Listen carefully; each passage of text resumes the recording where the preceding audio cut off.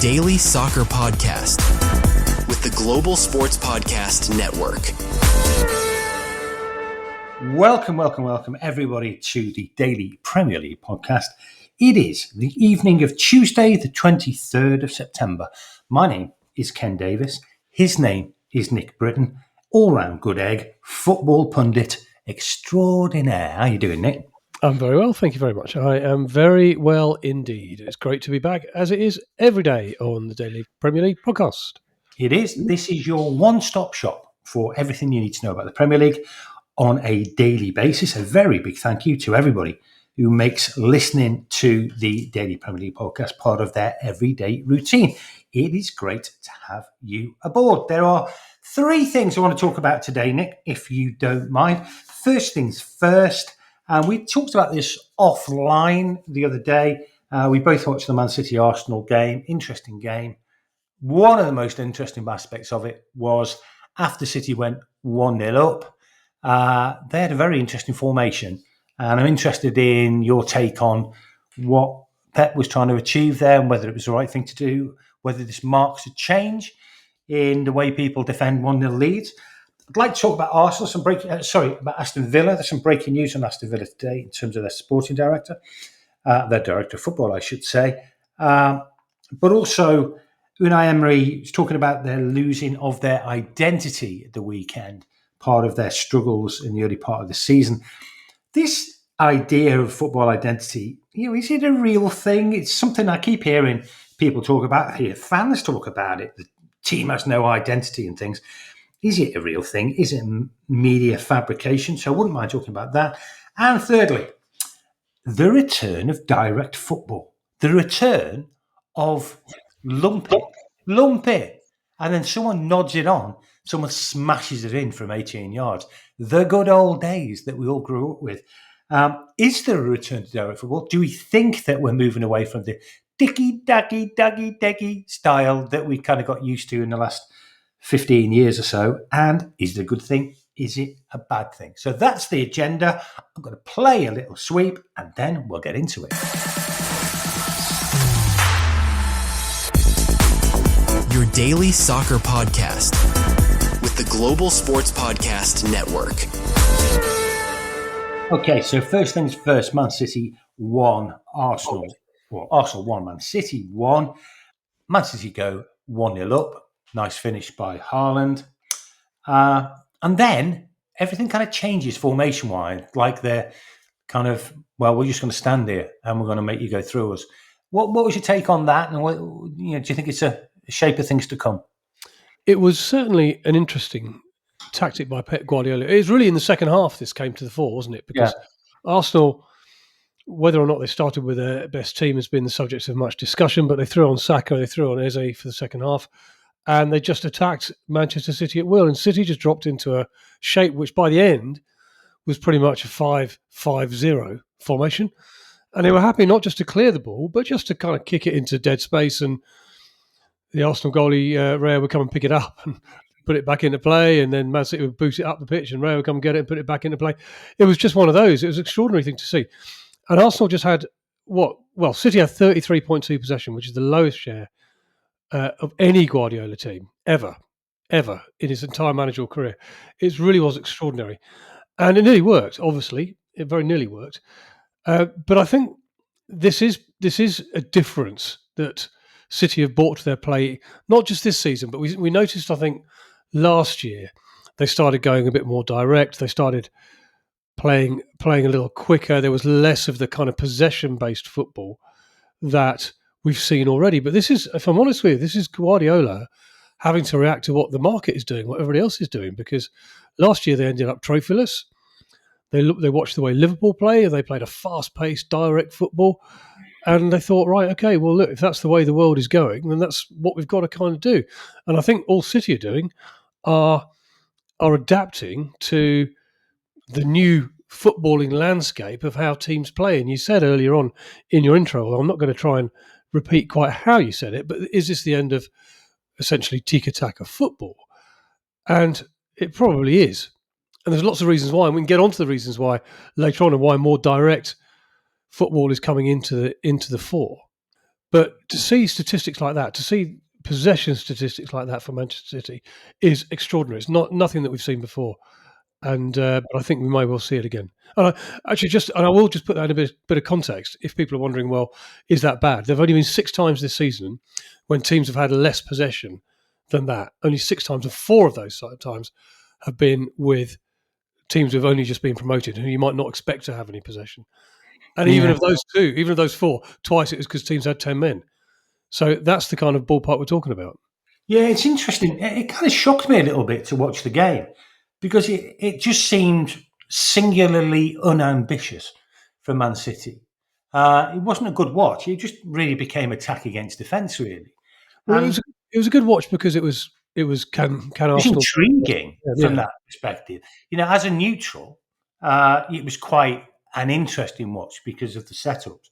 But was that a compliment to Arsenal that essentially Pep Guardiola had said, right, we've got our 1-0 lead, we're going to defend that to the last man, but with no interest in trying to get in the second. We think our defence is better than Arsenal's attack, and we will keep them out, and we'll settle for our 1-goal cushion and do everything in our power to do that. And we have no interest in doing anything else, because that's kind of what it felt like. And that's kind of what it looked like, because when he took Erling Haaland off and he took Phil Foden off, he took 2 of City's most creative players off. I think if we go back to an interview that Pep did earlier on this year, I think the roots of it lie in that, because by then he'd realised that things had to change. And he said, today modern football is the way that Bournemouth and Newcastle and Brighton and Liverpool play. Modern football is not positional, i.e. it's not based on possession-based football. It's based on, in brackets, much faster, much more direct football. So if he's thinking about that 9-10 months ago, I think we're now seeing the evolution of that thought process.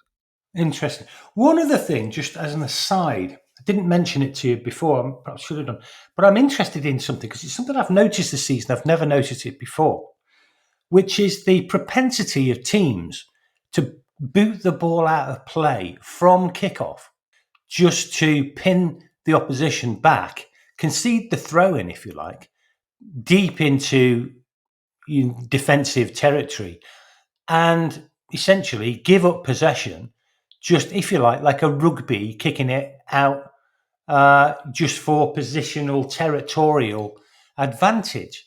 I've never seen that in football, but I've seen it a few times this season where teams seem to be playing for territory. You've clearly never watched Sunday morning football down on your local park, because that's by accident. No, it isn't.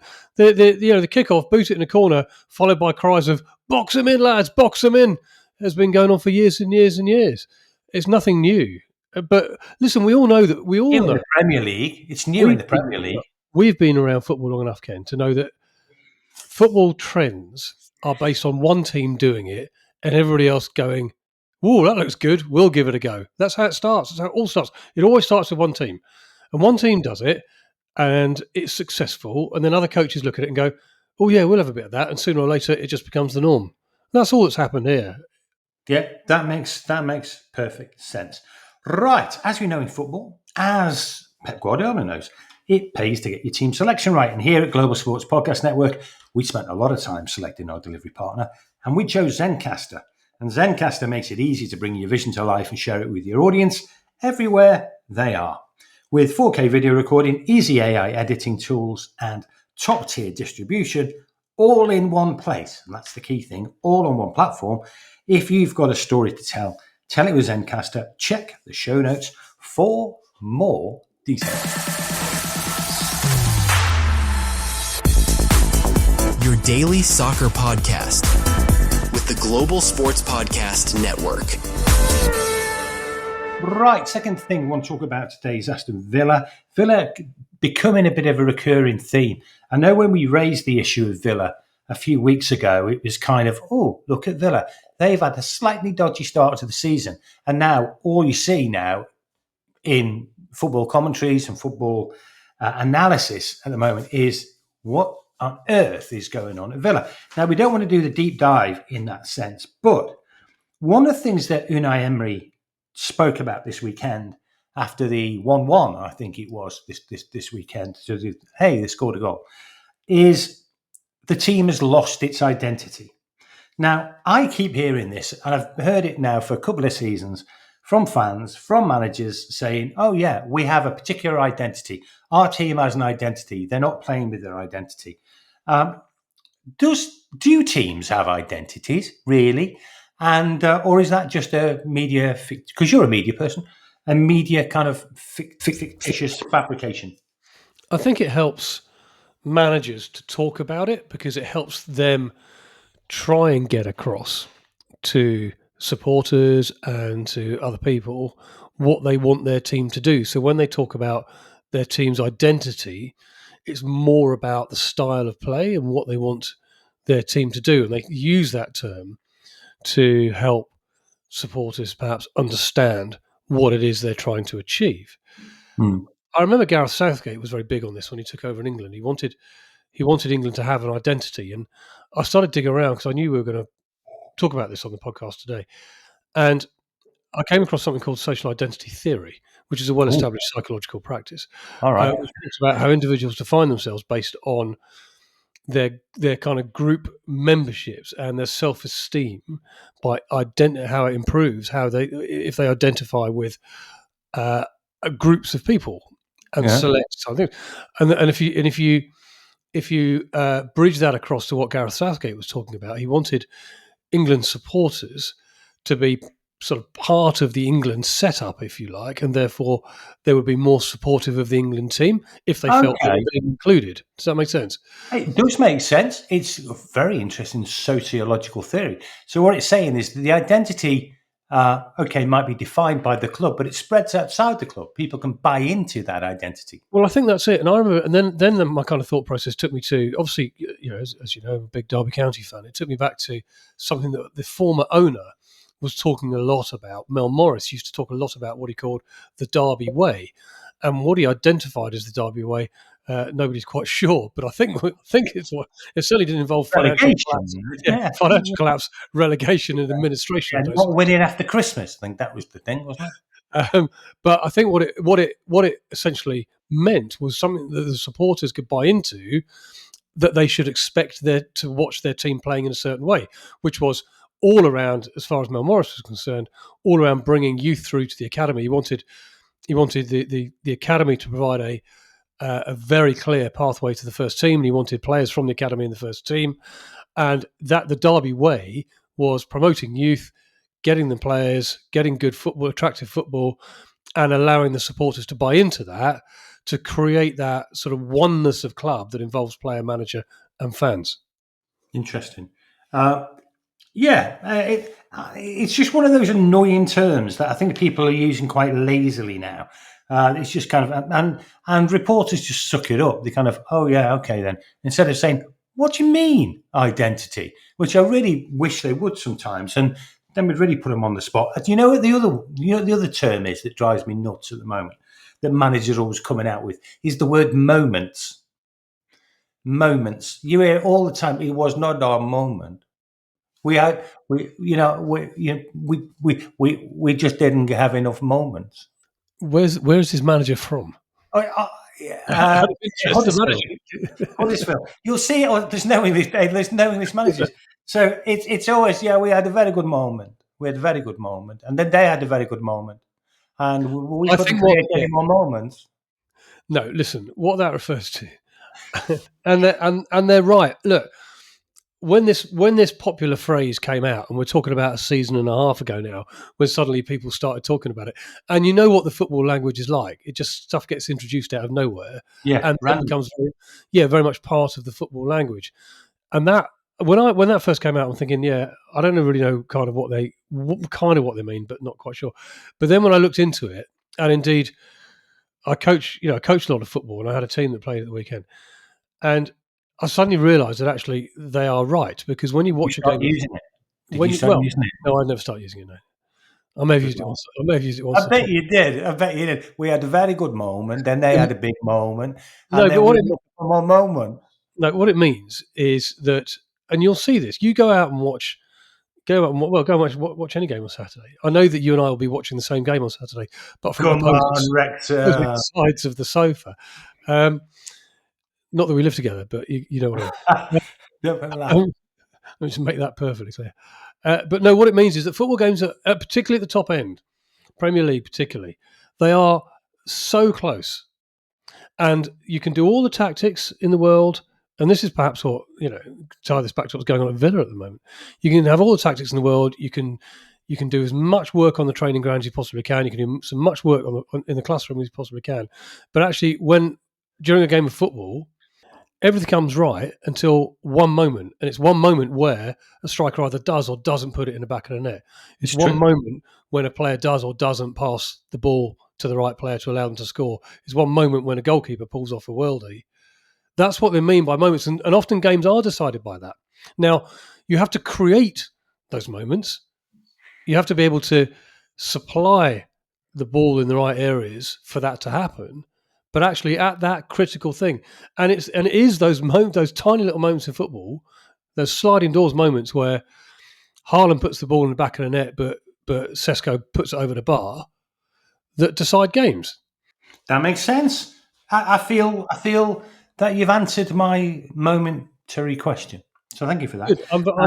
I'm very good. I think Ruben Amorim would be a perfect person to talk about that at the moment, because prior to their win against Chelsea, obviously we talked a lot about them on this podcast, and as well as the fact we talked about the chaos and general kind of stuff that's going on at Manchester United, but also talked about last week about they are creating loads of chances, and they're right at the top of the Premier League for a number of touches in the ball in the opponent's area. They're right up there in terms of opportunities and chances created, but they're way down the bottom of the league in terms of goals scored. So that's what I'm talking about here. They create these chances. They have these moments in games, but their conversion rate is low. Exactly, yeah, where they should be scoring and they don't. That makes sense. But then you can't blame the fact that the conversion rate is low on everything else, because actually you can say to the other players, you're doing really well because you're doing your job. You're creating these chances for players. You're doing exactly what we ask you to do. It's just that at that moment in time, things don't work out. Very good. That's what it means, mate. Very good explanation. Every day is a school day on the podcast. One final thing before we leave Villa. News. Villa's director of football, Monkey. Goalkeeper as well. Not his real name, by the way. Real name, Ramon Verdejo. But a key ally of Unai Emery has left his position today. Expected to be replaced by Roberto Alabe, who's the sport director of Real Sociedad. Monkey, bless him, obviously has paid the penalty. Obviously, they thought Monkey might be taking Villa to the Championship. That's very good. That's very good. For you, particularly, that's very good. Thank you very much. So, actually, the serious question is, is the loss of Monkey actually damaging for Emery? And does this start to add even more pressure on Emery? And we all know that he's under increasing amounts of that. Well, it might have him swinging towards the exit door. I don't know. We'll have to wait and see. Do you think this will be a banana skin? It may well be a banana skin for him. Look, it's not ideal because he's an ally of Emery, and Emery's under enough pressure already. So it doesn't help when you're those people who have influence in the boardroom and the decision makers depart. So it's not ideal, but equally, we all know what the situation is at Villa, and we all know what Unai Emery needs to do. That's just to win a couple of games, and then it'll all be okay. He'll find his identity again. He'll find his identity again. Yeah, I don't know what the Villa identity is. Is it just being rubbish and not scoring goals? Maybe they're already on it. Yes. At the moment, it is. So brilliant. Okay, Global Sports Podcast Network has partnered with Bioniq, the world's most personalised supplements, because your body, and believe me, both my body and Nick's body are extraordinarily unique at the moment. Because without knowing what deficiencies you have, taking off-the-shelf supplements mean you're probably getting not enough of the nutrients you need and too much of the ones you don't need. Bioniq provides 100% tailor-made supplements designed to deliver precisely what your body needs at exactly the right level. So click the show notes, use the code GSPN 2025, 40% off your first order.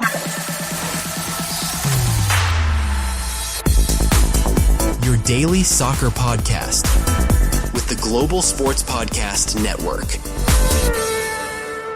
Right, final part of the podcast. I want to celebrate, I want to reflect on, and I want to embrace the return of direct football. I've never been a massive fan of ticky-tacky, 8 billion passes in a game for a team for no real benefit. And now it seems that we are starting to see the return of Graham Taylor, Wimbledon, Sam Allardyce era football. Someone belted up the field, little nod on, smack it in the corner. Job's a good one. So, Nick, do you remember direct football? Do you love direct football? And do you think it's still got a place in the modern game? Yes, and yes, I think. I mean, I remember the days of John Beck at Cambridge United, who was absolutely just famous for, goalie to in the opposition net in 2 touches. The first one being the goalie and the second one being the striker. Courtesy of a whacking long ball up. So, yeah, it's everything has its place. I'm all for a bit of possession-based football if it leads somewhere. I mean, watching the great Manchester City and Barcelona teams of the last 20 years, it's a joy to watch. It is brilliant. But as we have just been talking about on this very podcast, teams follow teams. So when Pep Guardiola, I mean, we're going back to the days of Arsene Wenger introducing new things into the Premier League that everybody followed. Fast forward to Pep Guardiola bringing in tiki-taka, possession-based football. Everybody just followed. The problem with everybody is that they're not Pep Guardiola and they're not Manchester City. So I think Plymouth, does it? Well, this is my point. And mate, I know you were in your hospital bed on Saturday, but if you joined me at Pride Park to watch Derby and Preston, Derby's attempts to play out from the back literally just had you looking through your fingers, holding your breath, because they just don't have it. So why do it? Is my question. Well, we do it because Man City do it, and it's cool.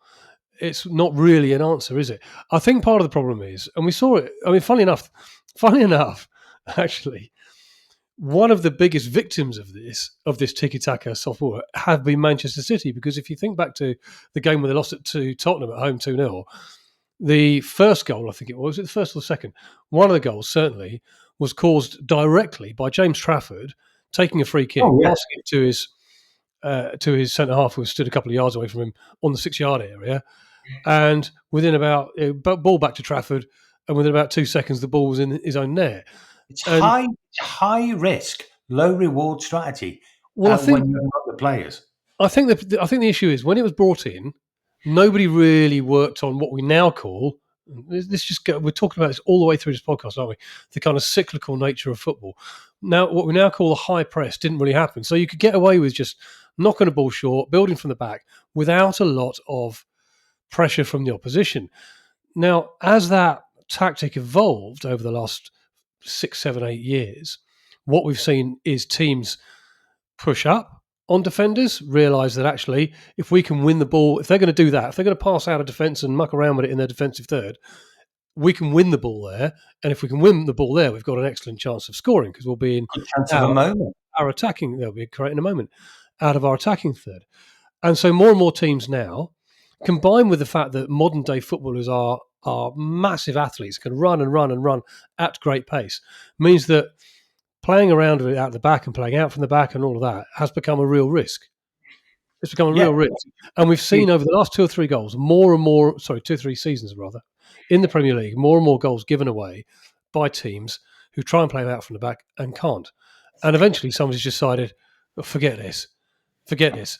Why don't we go back to how it used to be, which is get the ball up quickly, try and win the second ball, and play in the opposition half.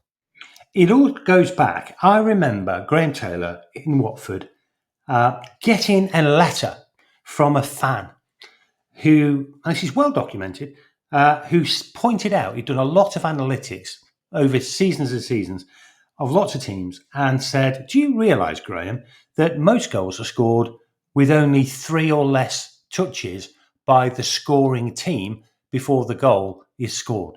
So it actually makes sense just to lump the ball in there rather than try and play through teams, because it's rarely successful, because teams have got a chance to set themselves, banks of 4, it's going to be hard to play through them. He adopted it. The rest was history for Watford. And you see lots of other teams then pick that direct style up. There was a lot of debate about it in the 80s, that it was an unattractive, prehistoric, dinosaur type of way to play. And it is, in a way, because it hasn't got a great deal of theory behind it. It's not sophisticated football in that sense, but you know what? It's effective. Do you think it's a good watch? Well, I think you have to disassociate direct football with long ball football. So direct football is, look at Manchester City's goal on Sunday, for example. It goes up to Haaland, I think from the goalkeeper, although I could be... No, it was played through from the midfield. Played through from midfield, up to Haaland. But he's still in his own half. Yeah, 3 touches and goal. Yeah, and he just lays it off and then turns around and runs, receive it and goal. That was as direct as you could, pretty, unless he's taking it straight from the goalie in the final third. That's a direct. But Martinelli's wasn't that different. But equally, yeah, exactly that. Yeah. Martinelli's is a good example. Eze drops deep, receives the ball, and then just pings it over the top. You need to have the players to do it, and I think that's very different. That's very different from long ball football, where the goalie just whacks it up the pitch, and it's a total lottery as to what happens next. I love that. We see that a lot. We see that a lot in the Championship. Goalie clears it, and you may get it, you may not. Who knows? Who knows what's going to happen? It's just a question of getting rid of the ball. So I think if you're going to talk about direct football, where there is a clear kind of aim, and Arsenal's a great. You've pulled out a great example there, and that ball from Eze was directed towards Martinelli. He timed his run perfectly, and he scored. That's fine, and that still requires as much skill and as much talent as any possession-based football you'll ever want to see. Yeah. For Eze to ping the ball to the absolute requirement that Martinelli needs to run onto it, and then for Martinelli to finish the way he did by lobbing it over the tower block that is Donnarumma, that's skill. And people may look at it and go, not for the purists. I disagree. It is for the purists, because it takes an enormous amount of talent to be able to do both of those things. Yeah, I wouldn't disagree with that. I suppose one day we may go to a football match and watch a goalkeeper receive the ball, roll it out to the end of his 18-yard box and kick it 100 feet into the air like the good old days for a goal kick. I mean, it never happens now, does it? It's like he passes it out. He just kind of always just passes it 10 yards and they move it from there. I don't know. No, I think we're seeing more and more of it. I'm seeing I'm seeing much more of it at kind of lower league level. It's good to see that teams, apart from the Derby example I used, and they've got to learn from this. Just don't bother, lads. It's good to next week. Learn the week after. Yeah. Well, no. Let's do it for Saturday. I think we are just seeing more keepers. But the Preston goalie, I think, on Saturday, from memory, didn't really worry too much about playing out. He went long. I think the rule is if you've got the players to do it, do it. If you don't, then just don't bother even trying. That is a good place to finish the podcast. If you've got the skills, do it. If you don't. That's why we do the podcast, because we've got the skills to do it. Hope you enjoyed that. That was the Daily Premier League podcast. Loved bringing it to you. We'll be back again tomorrow. And enjoy the rest of your evening. If your team's playing, like mine is, in the cup tonight. Is Derby playing the cup tonight? Oh no, they got knocked out. It's a Mickey Mouse competition nobody's interested in. It's another game, and I hope all your players get injured Saturday, and then we'll beat you on Saturday. How's that? Well, on that positive and brotherly note, we will bring the podcast to a conclusion. Love to see everybody. Have a great evening, and we'll see you tomorrow.